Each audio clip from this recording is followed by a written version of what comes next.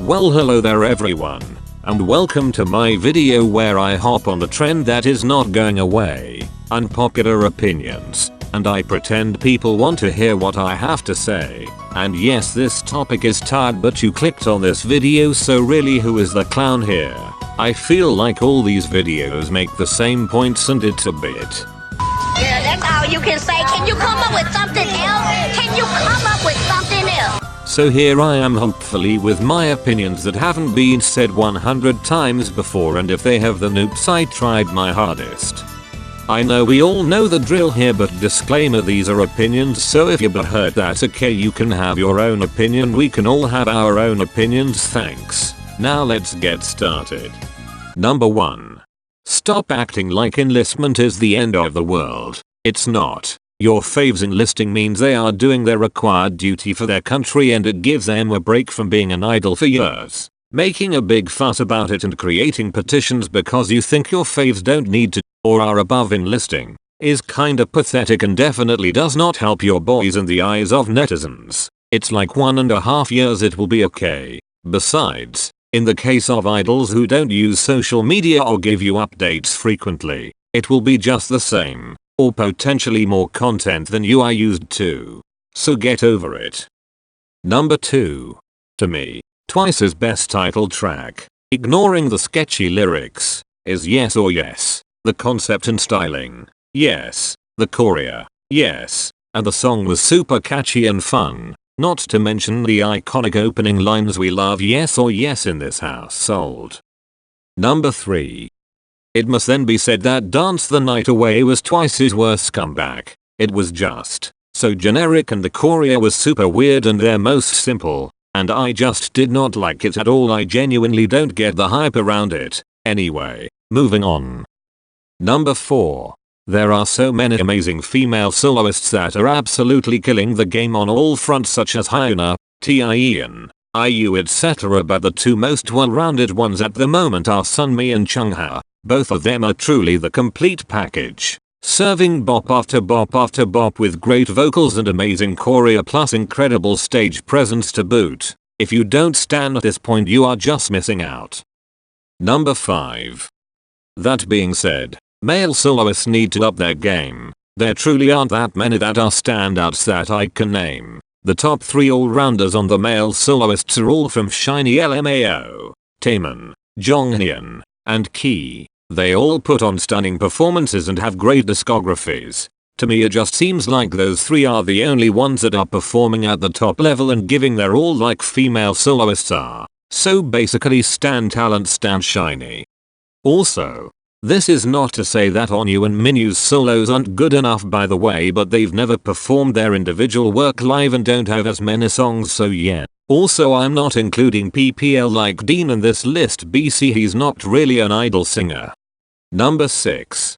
People who don't stan EXO need to stop assuming their relationship with one another. I am sick of seeing Antis say that Kyungsoo doesn't like EXO just because of his more reserved personality. Why are you so invested in them, mom? Please move along. Also, it has been 4 years since some of the members left. How much longer are we going to make those jokes? Yixing does everything that he can to be with EXO. And you know what, this goes out to dumb EXOLs as well as Antis who like to misread the situation. If you think that Yixing isn't trying his hardest, the man is an ambassador of his country and there are huge political tensions that don't allow him to interact with EXO/Korea a lot. He has been working really hard on his solo work for years now and it's great. So if you actually care about him, then you'd understand and support him there. And if none of that is good enough for you, then here's Yixing running at the airport to get back to China after flying to Korea just so that he could say goodbye to Kyungsoo with EXO when he was enlisting. Even though he was in the middle of concert preparation for his show a couple days later. Anyway, moving on. Number 7. Speaking of EXO, they peaked with Monster. She is untouchable and I don't think any of their comebacks have ever come close to being as good.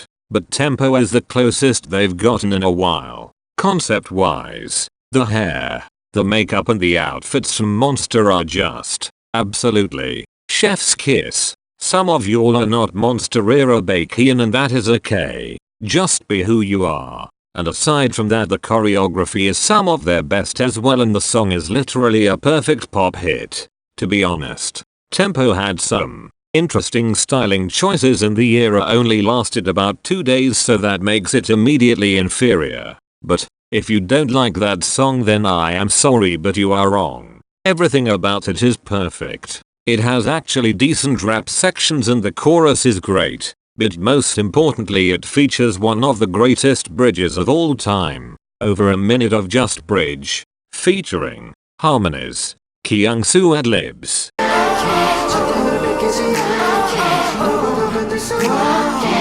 Baekhyun doing this.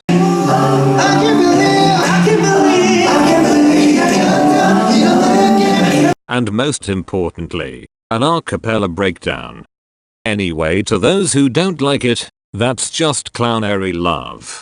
Now finally, away from EXO.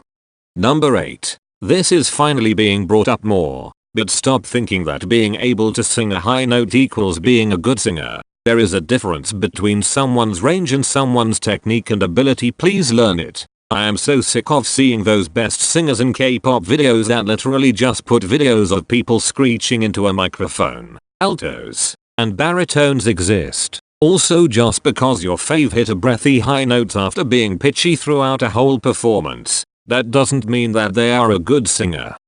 Number 9. Red Velvet aren't the greatest dancers all round, but their choreography does not help them. Whoever is giving them half of their dances needs to change something seriously, because they are not making the girls look good, and half the time the only one who can actually pull off the moves well is Seulgi. There is so much variation in how good their performances look from different songs, and it's because some of them have choreography with weird arm movements that don't look good and others are normal. I am begging the choreographer please to stop. You are making them look so much worse than they actually are. Look at the difference between Dum Dum and Red Flavor, Really Bad Boy and Power Up. It's just frustrating how different their stage presence is. Also, half of the problem in this area is also their outfits. Can the stylists actually give them clothes they can move in comfortably and without having to worry, please? Thank you. Number 10. If you don't stand A6, I don't know what is wrong with you. They truly don't have a bad song, and the fact that they haven't had a first win is a crime. I know that it's not as common for bands to win on music shows, and it's not necessarily something that they are aiming for, but they seriously deserve it for all their efforts in making and playing their own music, and I'm sure it would make them super happy. Here are a few of my personal fave A6 songs.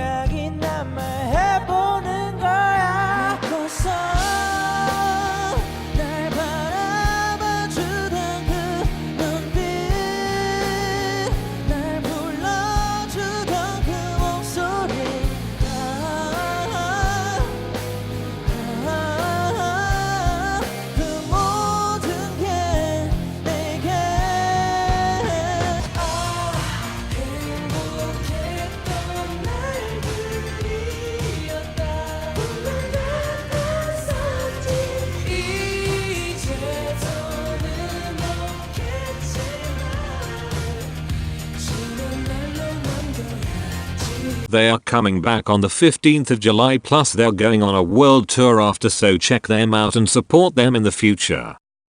Number 11. To me, it seems like Stray Kids music is a lot of noise. Elevator set really high expectations from a lot of people pre-debut, even if it was kind of Alan Walker generic. And District 9 was really cool, but their last comebacks just haven't been anything special, and they need to have a hit, otherwise they're not really going to be that successful. It seems like JYP really just doesn't know how to deal with its boy groups, nor any of their groups properly at all right now, but that's tea for another day. Moving on. Number 12. You all really slept on EXID so badly, and they deserved way better. They are one of the most well-rounded and talented groups in K-pop and constantly deliver bops featuring some of the best vocals and rapping in the industry. I just don't get why they aren't way more popular. And now they're pretty much sort of starting to disband. They truly deserved more public recognition and not just from up and down.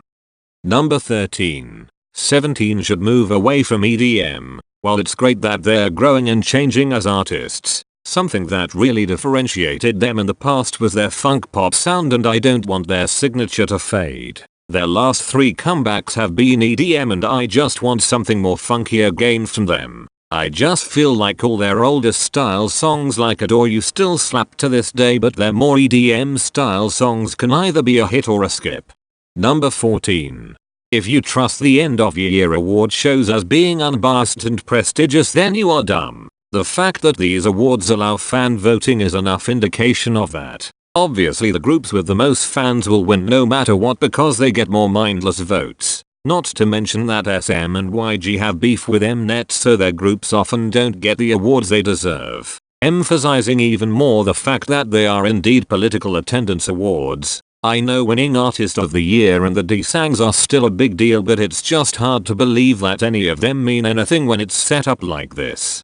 Number 15. Now this has been brought up a lot and I'm sorry for this, but it's just what I think. As of right now, I really don't think that Blackpink have that much to offer and that Lisa is the only one that deserves the hype that she gets. I know the girls are trying their hardest, but the fact that they only have 13 generic sounding songs with recycled choreo, paired with average vocalists and limited stage presence really just doesn't do it for me. Lisa seems to be the only member that consistently performs well with what she is given, and she's certainly a great dancer, so I'll give her that. I can't deny that their songs are catchy, but it feels like that's all they've got, and that rather than improving from their debut they've gone downhill. I feel sorry for the girls because a lot of it definitely isn't their fault. Fuck YG. But also I think they could have personally improved their skills by now.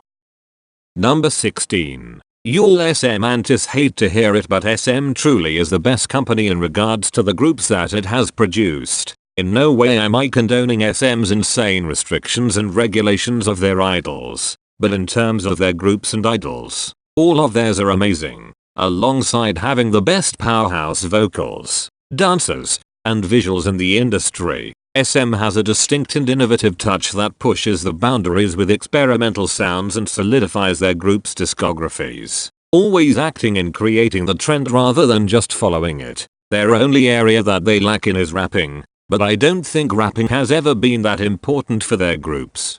Number 17. In the third generation, 17 has the greatest choreography and performance skills. You can argue that it's BTS or EXO or NCT all you want, but I will tell you that you are wrong.